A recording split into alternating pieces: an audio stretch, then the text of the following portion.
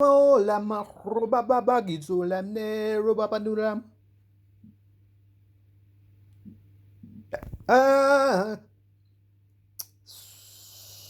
Lamanuam robaba kandulam.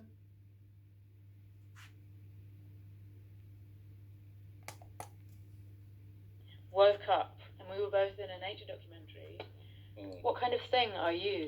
Yeah, we haven't decided we're humans yet. Yeah, I could be a cloud of bacteria. Wearing khaki? Yeah, in khaki. They often are. You know, Amy Cutler is an artist and a scholar. Her Twitter handle describes her specialisms as film, geography, and non-human art and research. I admire her work because it models how to use what we've already got to allow for a less violent, less patriarchal, less anthropocentric world. Well, I quite like this idea of hacking. So, like, what are ways of hijacking the male voice, the science voice, forms of nature writing, forms of nature film. So, as an example, a film that I made is called All Her Beautiful Green Remains in Tears.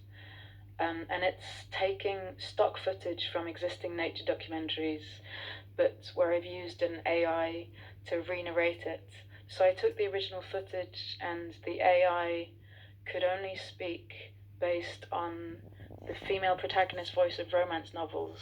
So when she looked at the birds and the bees and tried to narrate it, she could only speak through female desire and like hallucination, and the way that her voice diverges from our expectations of nature documentary voices and narration was really surprising to me. She was a strange collaborator. The tree branches had fallen to the side of the tree, and I wondered what it was like to be touched by a bird. The bird's feathers filled the air. I flew to the edge of the sky, feeling as if birds were flying through the air. In the original narration, it's a guy with a very old-fashioned avuncular voice called Winston Hibbler. And one of the things he says a lot is, Mother Nature always knows best. By the time I reached the top of the tree branch, I didn't have a clue what to do. And at one point, he's kind of praising all the birds on their excellent motherhood and their repronormativity and their nuclear households.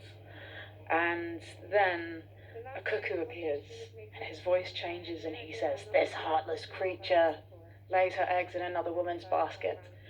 And I found this so compelling that I kind of focused on a lot of those scenes to see how the story might be changed. I couldn't help but